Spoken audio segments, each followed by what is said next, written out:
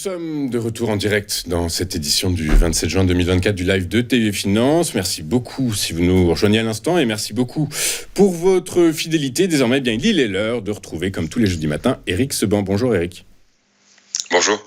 Merci d'être avec nous ce matin, Éric Seban. Vous êtes trader, formateur et coach. Depuis votre dernière intervention la semaine dernière, Éric, la volatilité implicite est repartie légèrement à la hausse. Qu'est-ce que ça peut signifier et comment anticiper les prochains mouvements en fonction de cette variable ? Alors, je suis pas tout à fait d'accord. Elle est pas remontée significativement. Pour moi, elle oscille entre les hauts et les bas du DAX dans une zone comprise entre une zone de 200 points, entre 18 300, 18 500, 550, si on veut un petit peu élargir.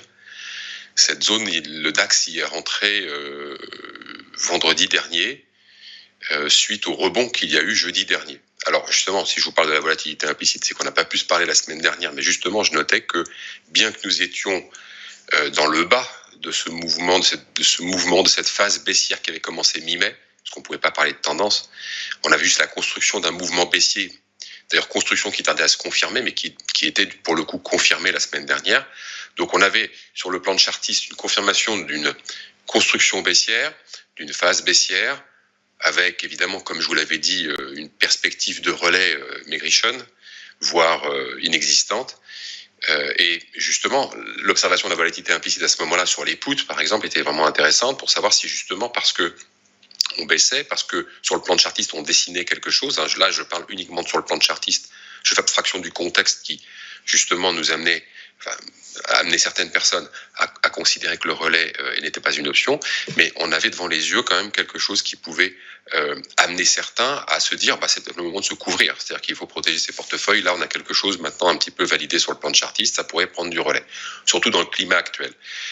La volatilité implicite n'augmentait pas à ce moment-là. Donc, ça montrait bien en fait que les investisseurs long terme avaient déjà intégré cette baisse du DAX dans leur scénario et c'était déjà de protéger depuis un moment. Mais ça, on le répète à longueur de semaine parce que c'est une réalité. Ça fait déjà très longtemps que dans l'environnement actuel, dans le contexte actuel, si on prend une période de plus d'un an, il n'y a pas de possibilité de mettre en place des scénarios avec une bonne probabilité de réussite à long terme. Donc le fait de se couvrir, sachant que on a vu le DAX monter depuis octobre de façon très importante, avec justement une construction de cette hausse qui n'est pas très académique, ça peut susciter forcément l'envie de se protéger pour le cas où ça repartira en arrière.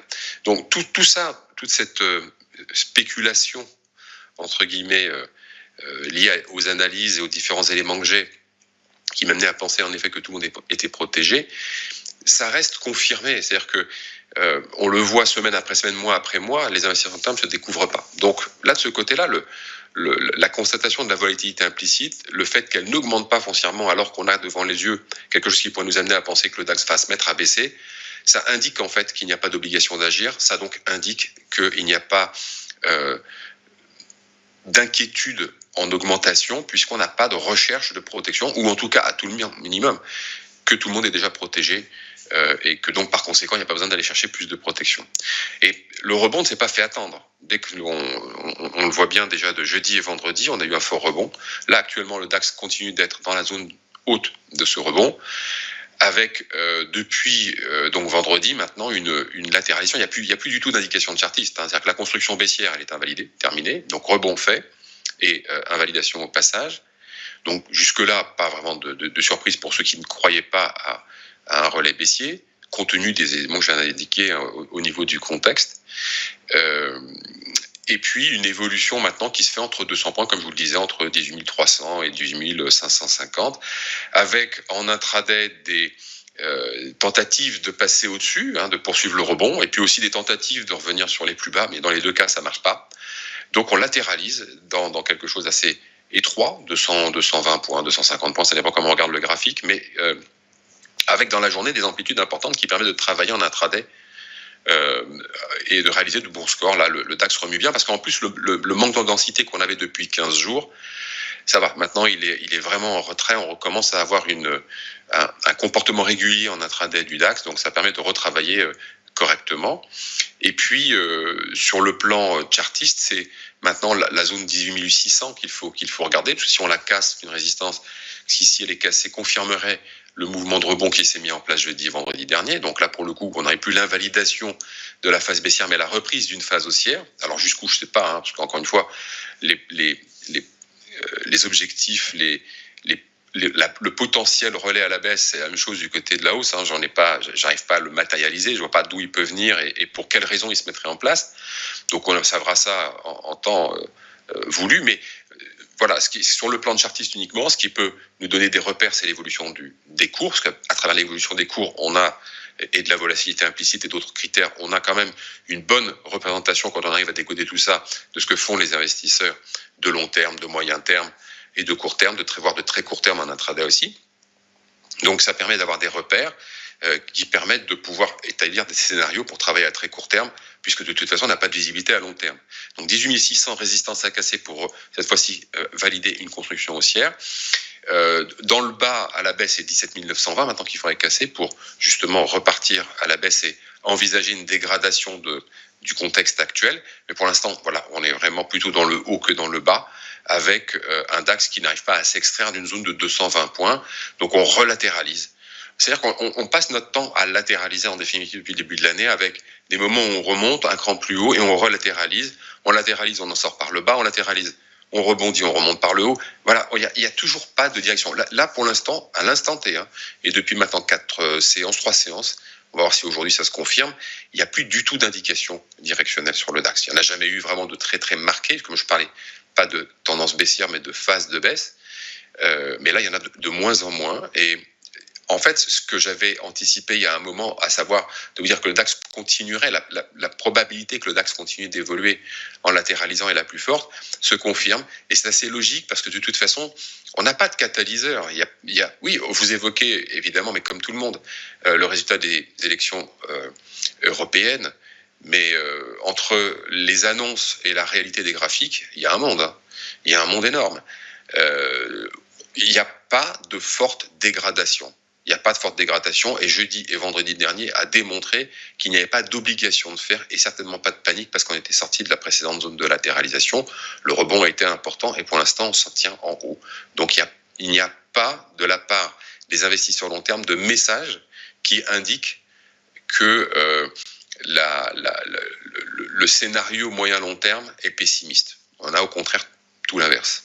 Oui, très clair. Donc, ce qu'on comprend, en fait, c'est que par manque de visibilité, le cours du DAX va évoluer dans une fourchette assez resserrée, va latéraliser, mais en attendant peut-être les résultats des élections législatives britanniques, le 4 juillet, je crois de mémoire, le résultat des élections françaises, le 7 juillet au soir ou le 8 juillet au matin, sont les prochains éventuellement catalyseurs qu'il faut surveiller de près pour déterminer quelle va être, et encore ce sera probablement un peu trop tôt, puisque finalement les grandes questions derrière ces élections, c'est quelles vont être les orientations budgétaires, les choix économiques.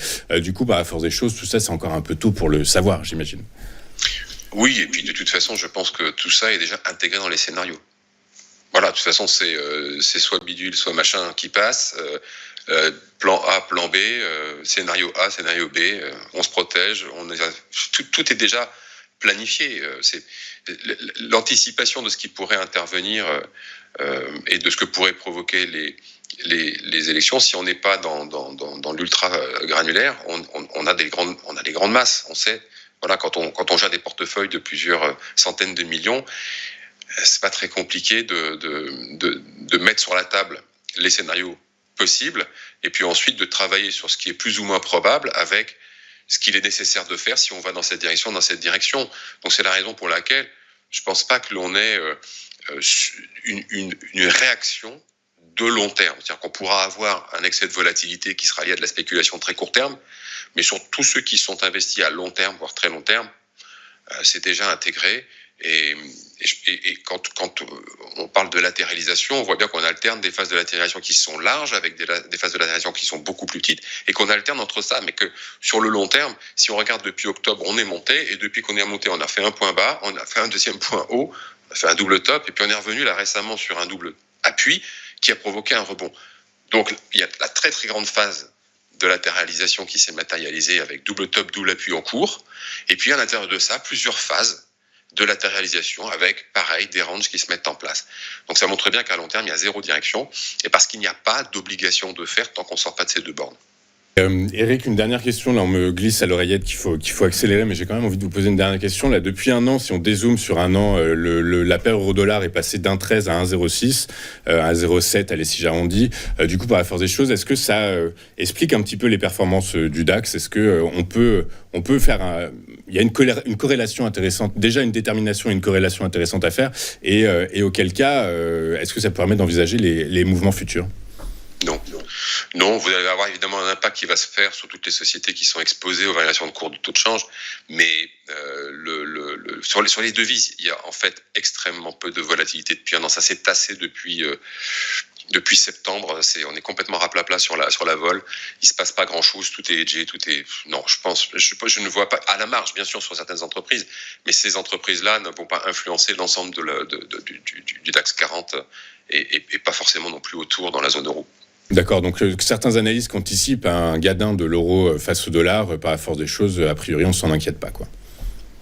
En tout cas, sur le plan des indices, sur la grande image de toutes les sociétés, non, ça va marginalement impacter les sociétés. Après, sur le long terme, si ça s'inscrit dans le long terme, ça va certainement avoir des impacts également en termes de taux d'intérêt.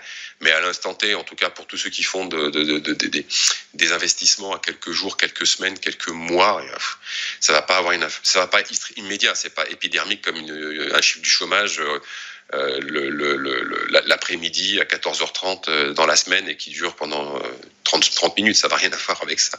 Chiffre du chômage publié tout à l'heure aux États-Unis, 14h30, vous faites bien de le rappeler. Merci beaucoup, Éric Seban, d'avoir été avec nous ce matin. Effectivement, vous n'étiez pas avec nous la semaine dernière, j'ai fait une petite erreur, vous étiez avec nous il y a 15 jours, du coup, par la force des choses.